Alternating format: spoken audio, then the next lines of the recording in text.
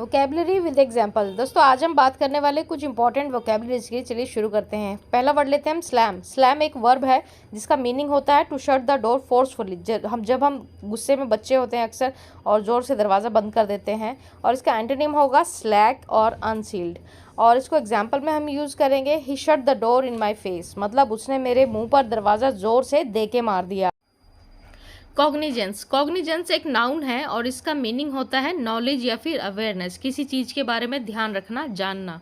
और इसके एंटोनिम होंगे इग्नोरेंट और डिसरिगार्ड, मतलब इग्नोर करना और डिसरिगार्ड करना किसी की बात को। और एग्जाम्पल में he should take cognizance of those who disagree of his theory, मतलब इसकी थेरी के लिए उन्हें ध्यान रखना चाहिए कि कौन, इस चीज़ का कॉग्निजेंस मतलब ध्यान रखना चाहिए कि कौन उसकी थेरी के खिलाफ है। डिग्निटी। डिग्निटी एक नाउन होता है और इसका मतलब होता है the state of being worthy of honour, मतलब शान से जीना, या किसी का बिहेव जैसे होता है वो बहुत अच्छे से जीना पसंद करते हैं, बड़ी शान से जीते हैं। और इसका एंटोनिम्स होंगे डिसऑनर या इंडिसेंसी। और इसको एग्जाम्पल में हम यूज़ करेंगे she comported herself with great dignity at his husband's funeral, यानी कि उसने बहुत अच्छे से बिहेव किया, बहुत ही शान के साथ अपने हस्बैंड की फ्यूनरल पे। दोस्तों इस एक वर्ड के साथ आप इसके 4 यूसेज सीख पा रहे हैं। तो अगर आपको ये वीडियो अच्छी लग रही होगी तो आप जरूर चैनल को पहले सब्सक्राइब कर लीजिए और बेल आइकन को जरूर दबा दीजिए ताकि आपको ऐसे ही और आगे अपडेटेड वीडियोज़ मिलती रहें। तो चलिए आगे शुरू करते हैं। रेस्ट्रेनिंग। रेस्ट्रेनिंग का मतलब होती है, एक एडजेक्टिव है और इसका मतलब होता है जब हम किसी को किसी काम को करने के लिए रोकते हैं या उसे वो काम करने के लिए हम मना भी कर देते हैं, इसे रेस्ट्रेनिंग कहते हैं। और इसका मीनिंग होगा इंग्लिश में to prevent someone from doing something. और एंटोनिम अगर हम इसके देखें तो एंटोनिम होगा परमिट या फिर प्रोमोट। और एग्जाम्पल में हम इसे यूज़ करेंगे when he started fighting it took 4 police officer to stop him, मतलब कि जैसे ही उसने लड़ाई करना शुरू करा तो 4 पुलिस वाले लगे उसको रोकने के लिए, उसकी फाइटिंग को मना करने के लिए। एक्सपेल्ड। एक्सपेल्ड एक वर्ब होती है जिसका मतलब होता है निष्कासित कर देना या किसी जगह से उसे निकाल देना। और इसका मीनिंग हम इंग्लिश में लेंगे to force someone to leave a school, organization or any meeting. और इसको एंटोनिम इसका हम लेंगे वेलकम या फिर कंटेन, क्योंकि इसका मतलब होता है निकाल देना कहीं से, तो इसका हम ऑपोजिट लेंगे वेलकम या कंटेन। और एग्जाम्पल में हम यूज़ करेंगे she has been expelled from the country and separated from her son, मतलब कि उसको कंट्री से निकाल ही गया, साथ ही उसको उसके बेटे से भी सेपरेट कर दिया गया, मतलब कि अलग कर दिया गया। कंटेम्पलेटिंग। कंटेम्पलेटिंग एक वर्ब होता है और इसका मतलब होता है कोई विचार करना या सोचना किसी चीज़ के बारे में लेकर के, या अपना फ्यूचर प्लान करने के बारे में सोचना। और इसको इंग्लिश में मीनिंग होगा to spend time considering a possible future action, मतलब अपने फ्यूचर एक्शन के लिए किसी प्लान के बारे में कंसिडर करना। और एंटोनिम होगा डिसरिगार्ड या फिर इग्नोर। और एग्जाम्पल में हम इसको कैसे बोलेंगे, I am contemplating living my job, कि मतलब मैं अपनी जॉब को छोड़ने के बारे में सोच रहा हूँ, विचार कर रहा हूँ कि मेरा फ्यूचर में क्या एक्शन लूँ।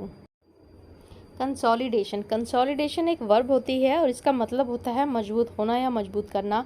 और इसको इंग्लिश में हम मीनिंग बोलेंगे make something physically strong and solid, मतलब किसी चीज़ को मजबूत बनाना, सॉलिड बनाना।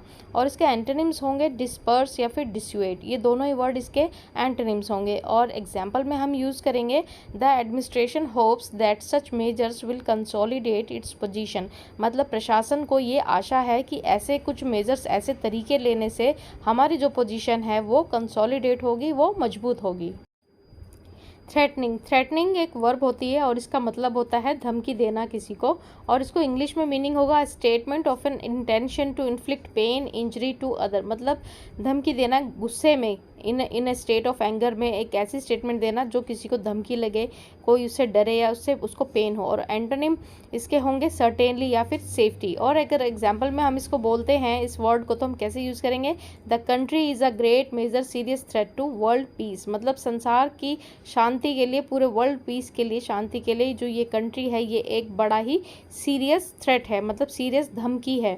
जैसे जो लोग टेररिज्म फैलाते हैं उन कंट्रीज़ के लिए, पूरे संसार की शांति को जो लोग भंग करते हैं। डिफेमिंग। डिफेमिंग एक वर्ब होता है और इसका मतलब होता है बदनाम करना किसी को या किसी के लिए बुरा इल्ज़ाम लगाना।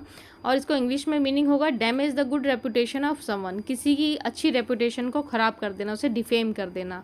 एंटोनिम इसका होंगे एक्विट और एक्सक्यूज़, और इसको इंग्लिश में एग्जाम्पल में हम बोलेंगे he says he was defamed by the reports that falsely identified him as a former gangster, मतलब कि उसे डिफेम्ड किया गया कुछ रिपोर्ट्स के द्वारा जो कि झूठी थी, और उसे मतलब गैंगस्टर बताया गया। गैंगस्टर मतलब चोर चक्के जो होते हैं वो बताया गया।